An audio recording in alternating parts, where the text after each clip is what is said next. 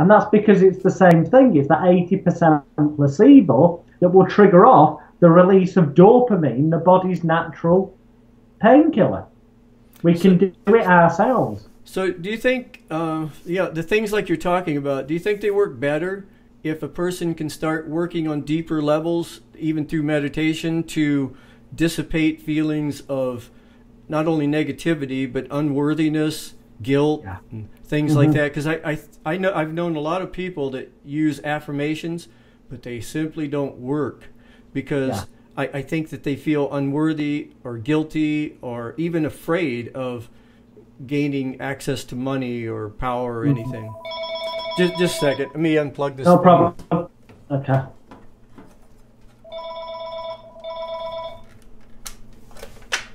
Okay. I'll edit that out. It's all right. There are 7 main human needs, and these are not the ones necessarily talked about in books like food and water. I'm on about deeper than that. And that is that we need to, whether we admit it consciously or not, for sort of optimum health, psychologically and physically, we need to feel loved, wanted, needed, appreciated, cared for, cherished and valued. Because all those together then give someone a total feeling of self-worth and being worth money, being worth happiness, being worth love, being worth good health. And that is that's what the focus of complete mind therapy is. So to answer the question, affirmations generally don't work for the majority of people because they have an imbalance somewhere. They don't love themselves enough, or they don't feel loved, wanted, needed, appreciated, cared for, cherished or valued. So what is ideal is to go to someone like Brian or come along to an event such as that happening in October and actually experience someone using the techniques on them, so helping them to relax and be hypnotized to a level to instill into them a belief and also remove any blockages. So at the end of that session, they do feel at an unconscious level. It's not what you feel here, it's what you feel deep down. So that they do feel loved, wanted, needed, appreciated, cared for, cherished and valued. So most importantly, worthwhile. So that then when they use the techniques and tools themselves in everyday life, so they don't have to go back to a therapist, they will then actually work, rather than it being almost reflected off with this shield of, oh, I'm not worth that, it won't work for me, why should I be helped mentality. That will have been removed. So yeah, ideally it is best to have somebody go in there, and I'll use the computer analogy again, go in there and replace the hard drive for one that's positive and feels worthwhile, so that then you can go home and easily program it whenever you want to. Yeah, since we spend most of our lives being indoctrinated by patriarch kinds of organizations, educational systems and all that. I was talking to Bruce Lipton, and he was explaining to me, he's a microbiologist, and he was explaining to me that within a single lifetime, we do reprogram our genetic material. And geneticists used to think that it would take at least one generation, if not more, to change your genes. But now we know that we reprogram them because of the new information they're coming up with, that our cells are in touch with the environment and our cells are feeding in information to our genetic material. It's not the opposite. You know, it's more nurturing than nature that determines who we can become. You know, nature maybe determines how we're born, who we are at that moment, but nurturing really determines who we can become and what we can do with our lives. Oh, most definitely. Yeah. There's so many examples in the world of the person born into a family with absolutely nothing, penniless, no particular education, nothing going for them whatsoever, but they had a dream, they focused on it, and they're now multi-millionaires and transforming lives. And then there's other people born with everything, the perfect education, apparently the perfect family, but they didn't get told by their parents enough that they were worthwhile. That, right. you know, they didn't feel a sense of love, or feel a sense of self-worth. And they've ended up, you know, being penniless and unemployed. It can just be that feeling of self-worth that can transform your life in so many ways. So, you know, definitely, it's not just the case of these techniques can be used to run a business helping other people. And that sounds a bit like, oh, it shouldn't be about money. If you're going to spend, such as Brian does, your full-time waking hours helping other individuals, you've still got to eat and have a roof over your head like everybody else. So obviously you do need to know how to run a business. That's why we cover it on the course. If it's something you're going to learn just for your own personal empowerment, then that's great too. But also you'll probably find, as I found a lot of my past students have, that once they've used the techniques themselves and find that they do work, once they've gone through that initial process of me helping them eliminate the negativity that stopped them working for them before, that then they want to go and help their family and loved ones. So it may not be about a business, it may just be about helping their family and loved ones go through that initial process, to have the right state of mind to be able to then pass the tools on for them to help themselves.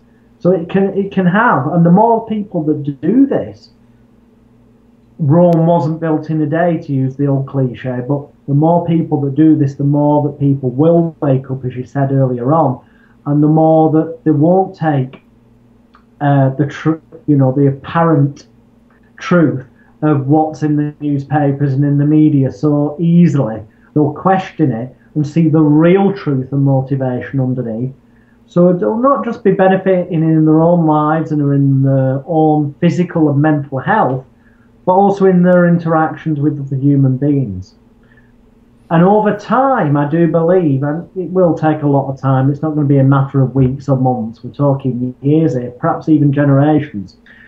As this is passed on and becomes more acceptable and normal for people to help each other, because to some people the idea of that's really strange, and the reason for that is because internally their reaction is, what does this person want? I'm not worthy of this. Or whereas if everyone got rid of those blocks, it'd be like, yeah, it'd go back to helping each other.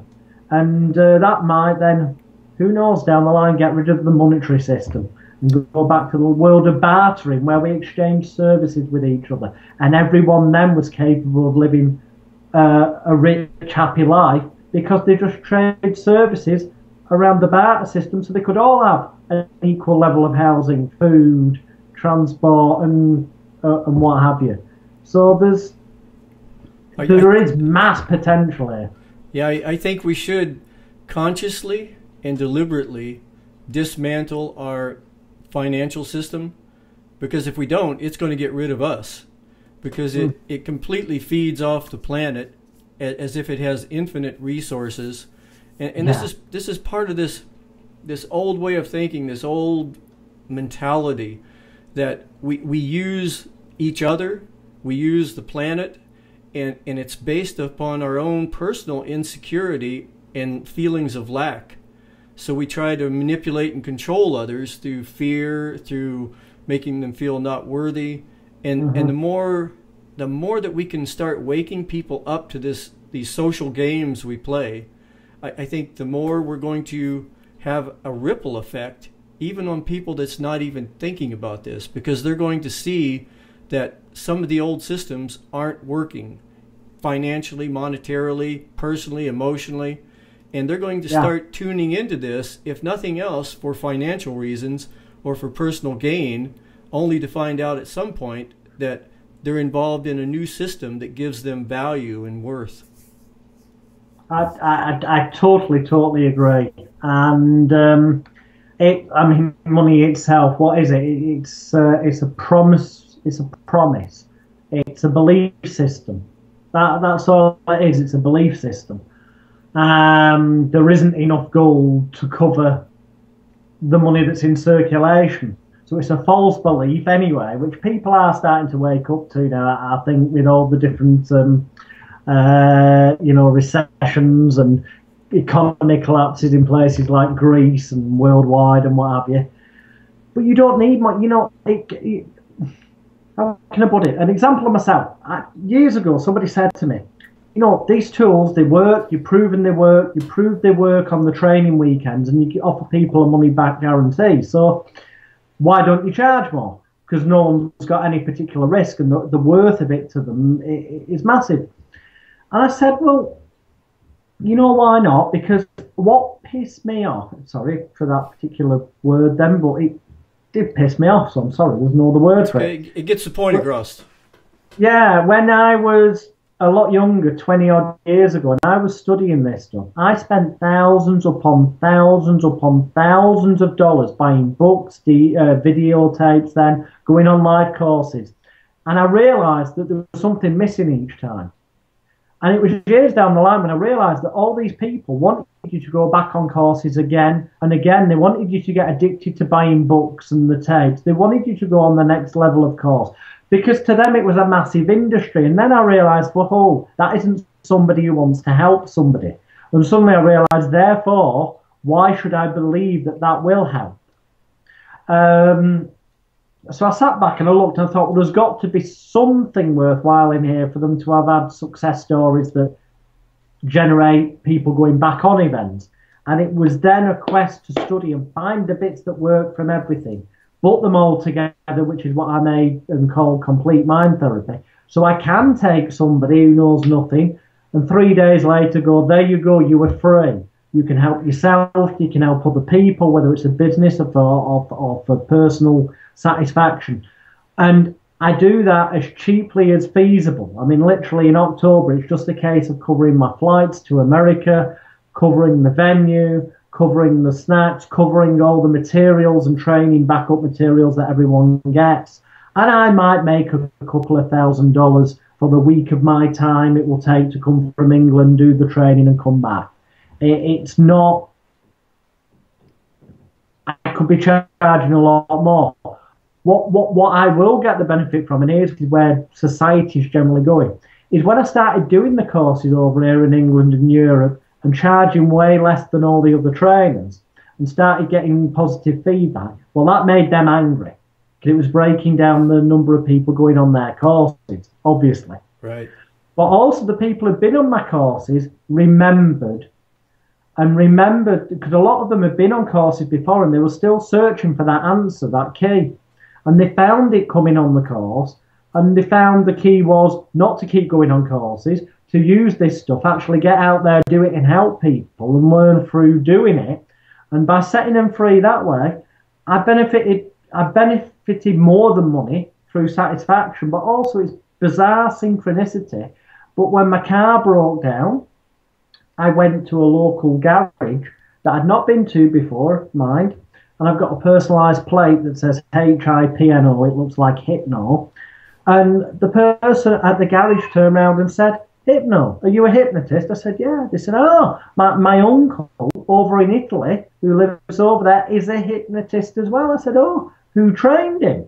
Because my birth name is Alex Smith, and that's what's on all my legal documents. But my stage name and training seminar name is Jonathan Royal. It's a bit more upbeat. And he said, Jonathan Royal.